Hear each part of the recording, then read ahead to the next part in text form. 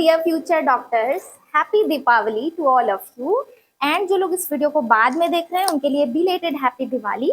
लेकिन the important point is कि अब आप लोग जितने भी फ्यूचर डॉक्टर्स हो, जो नीट एस्पिरेंट्स हो, उनको डर लगने लग गया होगा कि भाई दशहरा बीत गया, दिवाली बीत गया, अब क्या करना है। And this is the actual point of tension, I know this, क्योंकि जब प्रिपरेशन स्टार्ट करते हैं after NEET result and NEET counselling और उसके बाद फटाफट से दिवाली एंड दशहरा आ जाता है, and then people start thinking कि अरे अब तो इतना टाइम बीत गया, क्या हमारा प्रिपरेशन एक्चुअल में हो पाया है या नहीं, क्या हमारा सिलेक्शन नेक्स्ट ईयर भी हो पाएगा कि नहीं। तो guys this is very normal, ठीक है।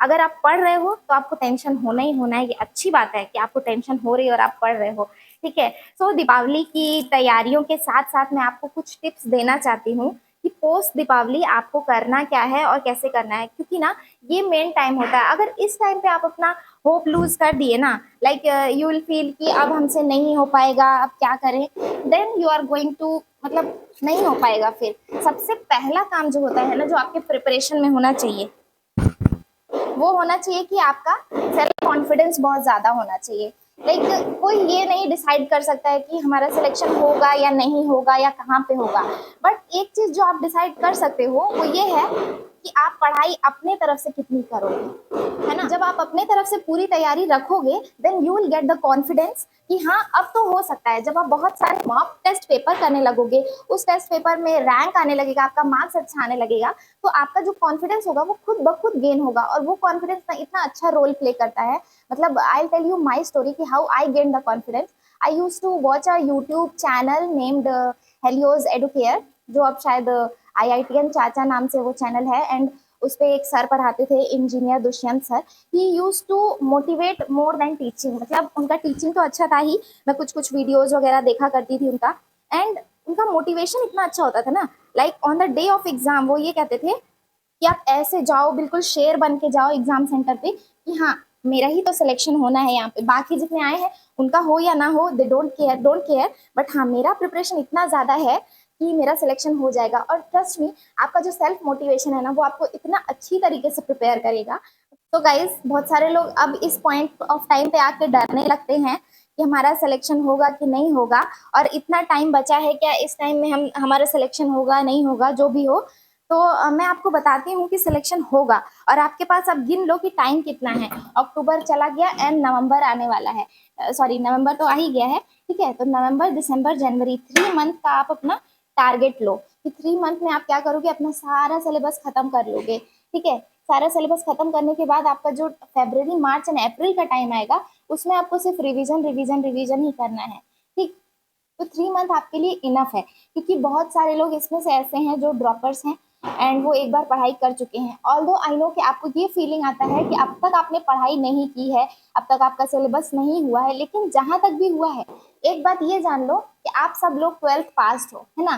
तो जब आप 12th पास हो और आपने 12th का सिलेबस एक बार पढ़ रखा है, तो क्यों डरना भाई, ठीक है। आपको याद नहीं है वो अलग चीज़ है, बट ये सोचना कि हमारा कुछ भी नहीं हुआ है, ये आपके प्रिपरेशन में बहुत बहुत नेगेटिव इम्पैक्ट डालने वाला है। तो मैं ना आपको यही बताना चाहती हूँ, जस्ट सी माई प्लांट्स, इतना अच्छा लग रहा है। एक चीज़ जो मैं हमेशा आपको मोटिवेट करती हूँ ना, कि अपनी कुछ ना कुछ हॉबीज रखो जिससे आपका माइंड थोड़ा फ्रेश रहे। सिर्फ पढ़ना एक एक मोमेंट पे आके आप थक जाओगे, और ऐसे टाइम पे थकोगे जब कोई और आपसे आगे लीड ले सकता है। वो कछुआ एंड खरगोश वाली कहानी सुनी है आप सबने, है ना।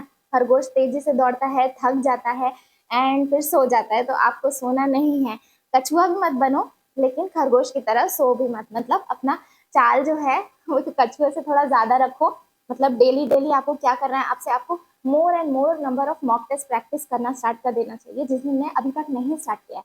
मैं हमेशा से ये बोलती हूँ कि जो लोग भी आप लोग ड्रॉपर्स हो, उसके लिए एक ही चीज़ ज़्यादा इंपॉर्टेंट है, मॉक टेस्ट पेपर करना। सिलेबस तो होता रहेगा, पैरेलली होता रहेगा, सिलेबस खत्म तो होता ही नहीं है, वो एंड में जाके होता है। बट मॉक टेस्ट पेपर, क्योंकि आप एक बार नीट दे चुके हो, 12th पढ़ चुके हो, तो मॉक टेस्ट पेपर आपको करते रहना चाहिए, ठीक है। अभी भी मैं आपको ये टारगेट दे रही हूँ कि NCERT के 5 पेजेस डेली फॉलो करो पढ़ना, एंड साथ साथ में वीक में आप 2 मॉक टेस्ट जरूर दो। और सिर्फ मॉक टेस्ट देना नहीं है, आपको क्या करना है, मॉक टेस्ट का फुल एनालिसिस करना है। और उसमें भी इनऑर्गेनिक एंड बायो का जो भी क्वेश्चन होगा, आप एक क्वेश्चन कर रहे हो, उसका एक आंसर सही है, तो बाकी 3 ऑप्शन के बारे में भी पढ़ लो कि इसका क्या क्वेश्चन हो सकता था या ये क्यों नहीं है। जब आप ये चीज़ पढ़ने लगते हो ना कि ये ऑप्शन क्यों नहीं है, then you get the deeper knowledge और ज़्यादा रिटेन होता है मेमोरी में। अच्छा ये नहीं है क्योंकि इसके लिए ये क्वेश्चन होता है ना। जब ये चीज़ें करोगे तब आपका प्रिपरेशन लेवल बहुत हाई जाएगा। सेल्फ मोटिवेशन आपका कैसे गेन होना है, पेपर करके। पेपर आप हफ्ते में 3-4 कर सको देन बहुत अच्छी बात है, बट मिनिमम 2 तो आपको करना ही चाहिए क्योंकि सिलेबस साथ में कवर हो रहा है। लेकिन ओवरऑल सिलेबस आपका अगर हफ्ते में 2 बार क्लियर हो रहा है, मतलब आप 200 क्वेश्चन का प्रैक्टिस कर रहे हो, तो आप खुद सोचो जो चैप्टर आपके बहुत ज़्यादा क्लियर नहीं है उसके क्वेश्चन आपने कर लिए, उसका आंसर देख लिया, सोल्यूशन देख लिया, तो मान लो वो चैप्टर आप पूरी तरीके से नहीं पढ़ पाए, लेकिन क्योंकि वो क्वेश्चन वो फॉर्मूला आपके दिमाग में एक बार गुजर चुका है, वो आपको अच्छे से याद आएगा। और एग्जाम के दिन अगर उस टाइप से उससे रिलेटेड कोई क्वेश्चन आता है तो आपका माइंड आपको जरूर क्लिक करके बताता है। तो मेरा यही सजेशन है कि दिवाली बीत चुकी है, दशहरा बीत चुका है, तो प्लीज अब से सीरियस हो जाओ। 3 मंथ्स लो, अपने सिलेबस को खत्म कर लो एकदम अच्छे से। लेकिन सिर्फ सिलेबस नहीं खत्म करना है, मॉक टेस्ट पेपर देते रहना है। और एंड में जब आपका आएगा फरवरी मार्च अप्रैल, तब आपको रिवीजन करना है। मोर number of revision, more marks. ठीक है, बाकी कोई और डाउट हो तो पूछ लो। एंड अगेन फिर से सबको हैप्पी दीपावली।